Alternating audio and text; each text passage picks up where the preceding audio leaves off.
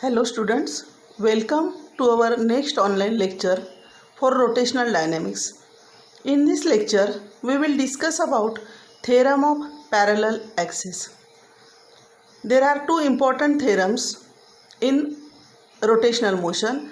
One of them it is a parallel axis theorem and the next one is perpendicular axis theorem.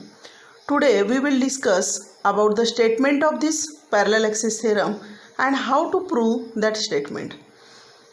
When we can apply the parallel axis theorem, suppose this is your object.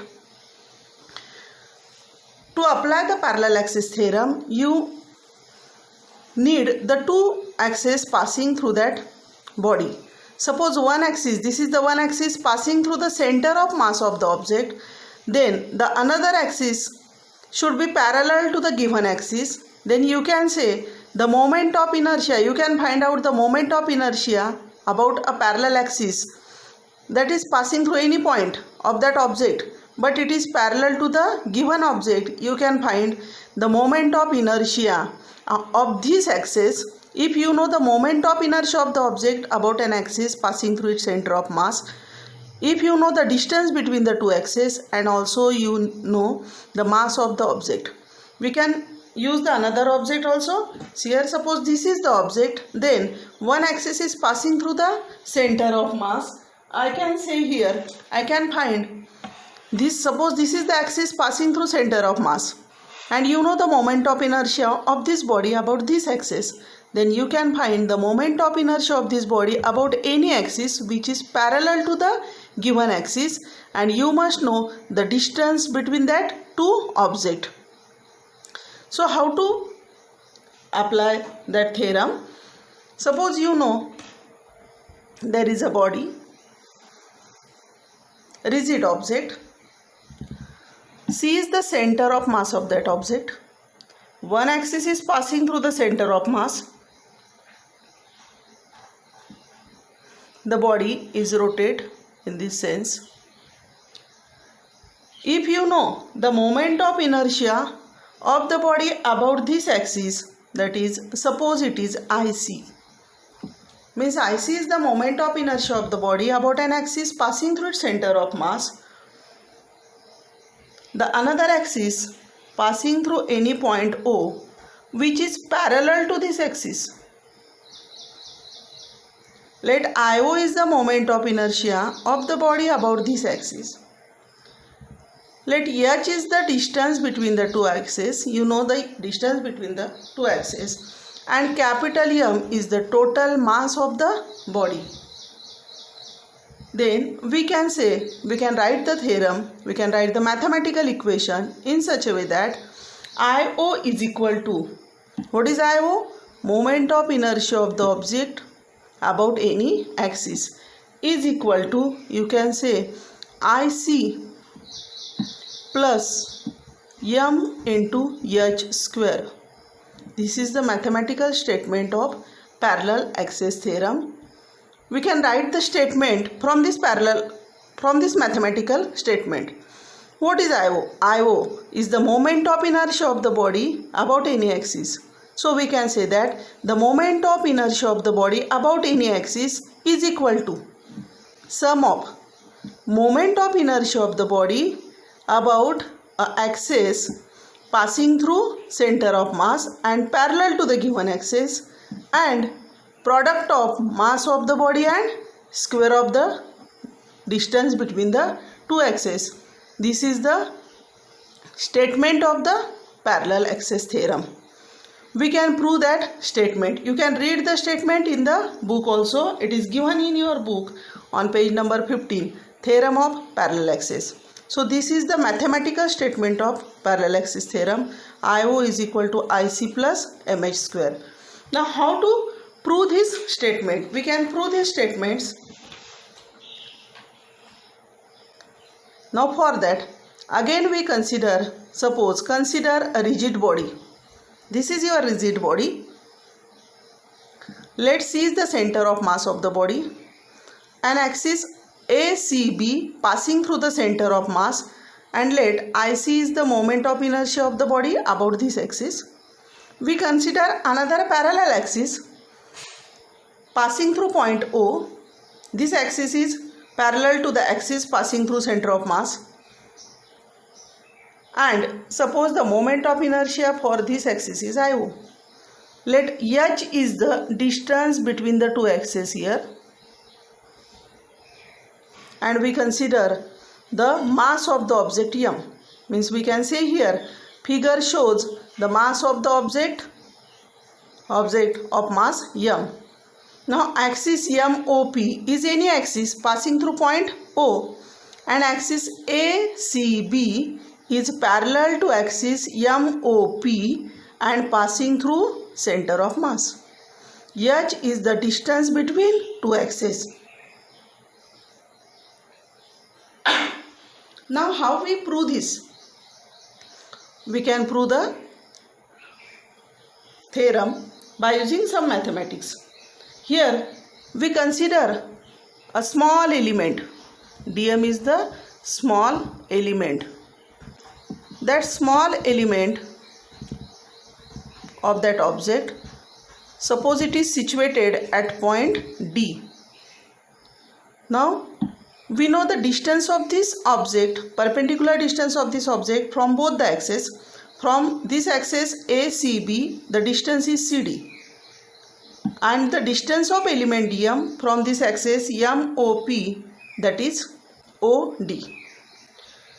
So we can say the moment of inertia of this element dm about the given axis. This axis ACB. For this axis we can say the moment of inertia of the element is dm into CD square.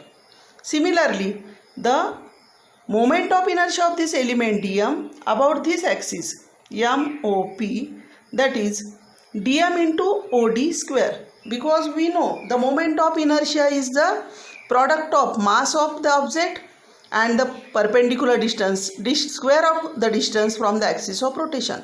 As the body rotates, this element also rotates about the given axis.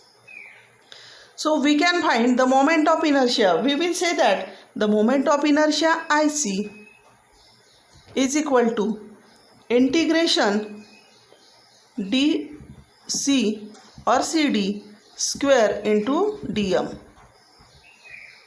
This is the total moment of inertia of the body, because integration dm will give us the total mass of the body. Similarly, I can write here IO is equal to, what I can write about IO? Integral DO or OD square into dm. Now see the figure. When you see the figure, you will see that there are two right angle triangles formed here, because DN is the perpendicular on this line OC.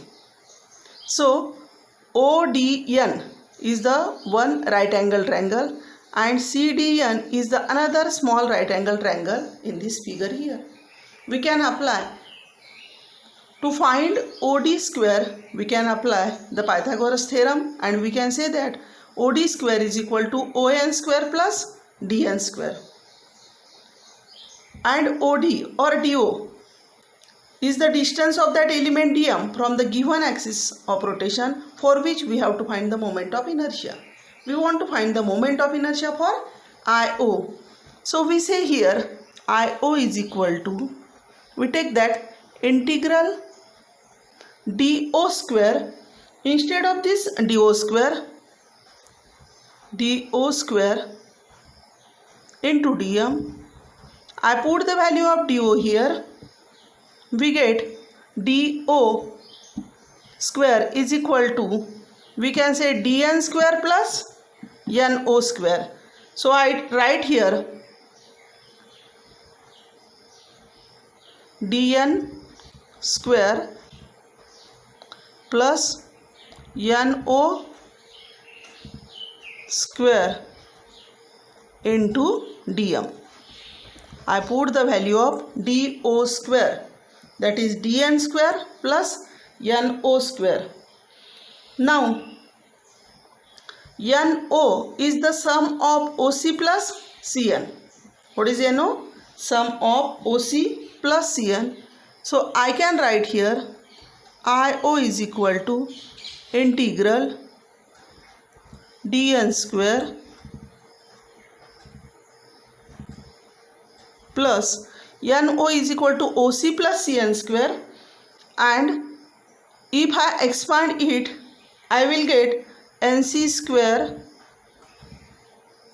plus twice NC into CO plus CO square, and dm is common to this whole bracket. Now I can separate this integral, or dn square plus nc square, dn and nc. dn is the side of this small right angle triangle, and cn is also the base of this right angle triangle. cn square plus dn square, we get the value cd square or dc square. So nc square and dn square, for this I can put here integral dc square plus twice nc. CO, what is CO here? CO is equal to h, so I put the value h, plus CO square. CO square I can say h square, and dm is again common here. Now I separate the integral. dm is common, so I can write here integral dc square into dm plus twice h is constant, I can take it common, and I can write integral nc into dm. See, I multiplied this middle term by the dm, and plus integral h square again I can take common into dm. Now I can put the values here. Integral dm is equal to m. What I can write here? I write here this integral dm is equal to the total mass of the body. Integral dm I can put capital M. Integral cd square into dm, that is the value of IC, so I can write here IC plus twice h into integral nc into dm. Now the value of integral nc into dm, we get this value equal to 0 because c is the center of mass and the mass is distributed symmetrically near the center of mass. So we get the value of integral nc into dm is equal to 0. So this central term becomes 0, and we will say here now IO is equal to integral cd square dm is nothing but IC plus integral dm is equal to m, so I can take here m and into h square. IO is equal to IC plus mh square. This is our mathematical statement for the parallel axis.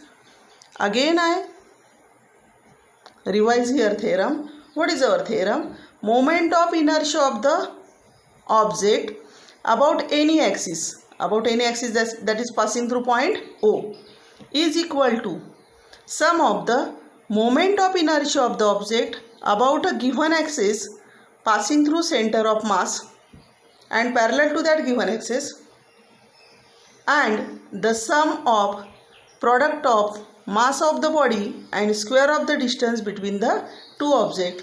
This is your parallel axis theorem. Thus we prove the parallel axis theorem. Thank you.